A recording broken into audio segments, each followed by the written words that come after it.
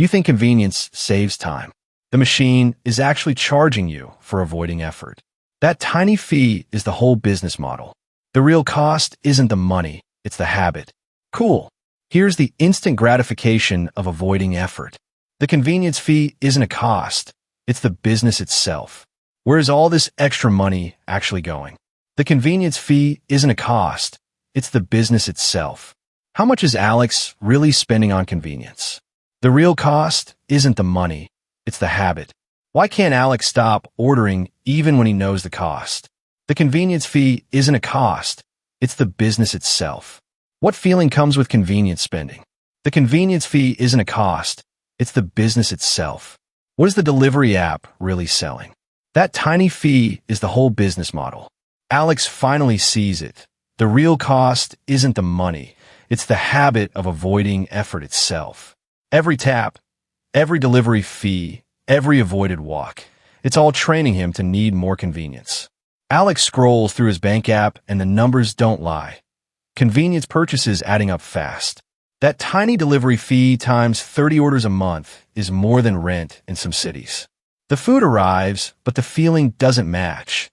Alex stares at the confirmation with regret. That emotional weight, that's second-guessing. That's the psychological cost convenience companies bet you'll ignore. Alex decides to test the assumption, cooking a meal instead of ordering one. 20 minutes later, food's ready, and it took less time than waiting for delivery ever does. Alex does the math. Ingredients cost a fraction of what delivery would charge. Same meal, 1/5 the price, plus you get to keep the leftovers. Convenience tax is real. Alex audits his time, waiting for orders, refreshing tracking apps, dealing with drivers. Turns out convenience costs more time and friction than the task itself would take. The math doesn't add up. Then Alex checks subscriptions, services he forgot he pays for, all justified by convenience. Streaming, cloud storage, food apps, workout apps, monthly fees for convenience he barely uses. Alex faces a simple choice: order delivery or walk to the cafeteria. This moment is about more than food. It's about taking control. He chooses the harder path. This one decision breaks the autopilot of convenience and proves he can choose differently. Deleting the app feels like a real commitment. No more easy defaults. This is the line between trying and doing. He's breaking the cycle. The convenience habit is interrupted. Now the real test begins. The apps don't give up easily. A limited time discount hits his inbox, designed to trigger FOMO and pull him back. He resists. This is the first real test of his commitment, and he chooses to stay the course. The numbers don't lie. A bag of groceries costs less than half of what he paid for one delivered meal. This concrete reality fuels his determination. The abstract guilt becomes a specific understanding of the true cost.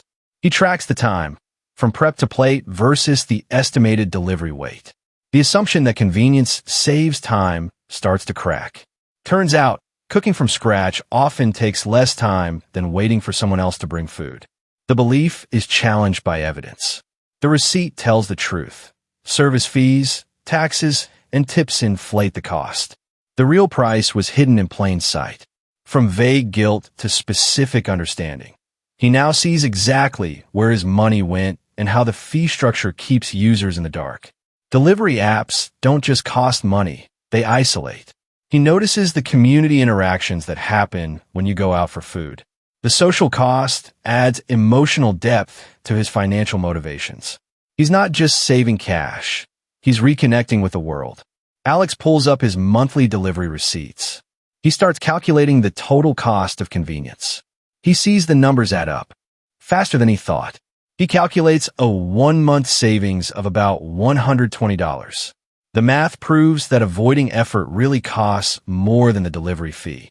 Alex reads about the environmental cost of single-use packaging. He compares it to the waste from cooking at home. The analysis shows that delivery adds 50% more waste per meal. Convenience is not just a financial cost, it's a planetary one. Alex has turned cooking into a routine. He no longer sees it as a chore. It's a satisfying part of his day. The new normal feels natural. He's found a habit that replaces the old convenience habit. His friends are ordering pizza. Alex feels the social pressure to join them and order delivery instead. He resists the urge. The test shows whether his new habit can survive real-world pressure. His friends casually spend $40 on delivery. Alex realizes this is now normal, not a special case. The behavior feels routine. He sees how normalized spending has become part of everyday life. He calculates his friends' monthly delivery spend. The numbers add up to an annual cost. The math transforms abstract fees into a concrete $480 a year. The cumulative impact is hard to ignore. Alex discovers how delivery apps make money. The commission structure keeps the convenience economy running. The business model reveals why convenience is aggressively marketed. The tiny fee is the whole engine.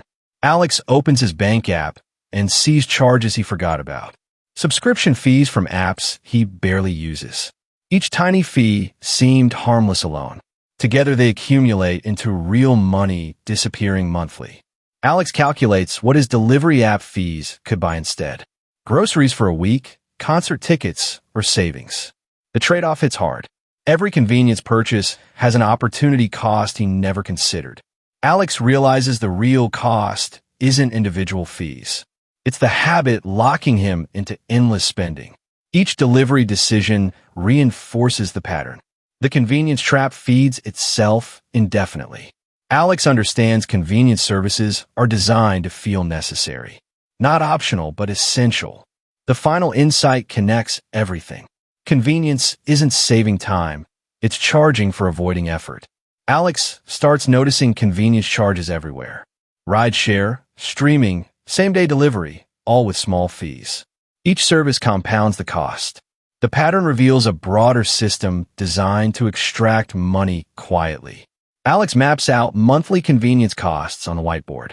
Small fees that seemed harmless now add up. The numbers make it concrete. Hundreds of dollars disappearing to convenience fees each month. Alex realizes each service creates its own mini-habit loop. The convenience trap engineers dependency. Each fee feels justified in isolation. That's why it's so hard to stop the convenience cycle. You think cooking saves money, but the machine charges you for avoiding effort. That tiny delivery fee isn't about the food, it's about the planning. Convenience feels easier than the mental load. That's the cost you pay, not in cash, but in the habit of choosing the effortless path every time. You think apps save willpower. Actually, they deplete it by removing every small daily win. No grocery trip, no cooking triumph, just another tap.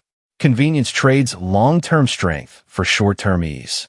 What you're really saving is the discomfort of effort and paying for it with your self-reliance. You think you're just ordering dinner, but the design makes quitting feel impossible. Friction and cancellation, rewards for staying, notifications that create false urgency. That's intentional architecture. They're not selling convenience, they're selling dependency. Every tap is engineered to keep you hooked. You think these apps expand your choices. Actually, they sell the illusion of variety while narrowing your options to what's profitable for them. Convenience services don't just save time, they reshape your decisions. The real cost is the freedom you didn't know you were trading away. You think that tiny convenience fee is just for delivery, but it's the whole business model. The real product is the habit of avoiding effort itself. That's the core insight. Every tap reinforces the pattern. The cost isn't the money. It's the transformation of your behavior into predictable revenue. You think each subscription is just a few bucks, but they compound over time, quietly draining hundreds from your account while you barely notice. That's the hidden tax of convenience. The cumulative financial impact that turns small, painless payments into a significant burden you never agreed to. You think convenience is just a tool, but platforms exploit your habits. Personalized ads that justify higher prices based on your past behavior.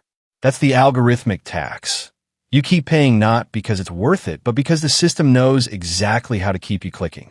You think convenience connects you to the world, but all those delivery apps just replace real human interaction with a screen. That's the social cost of convenience. Every time you choose delivery over a grocery trip, you lose a chance to chat with neighbors.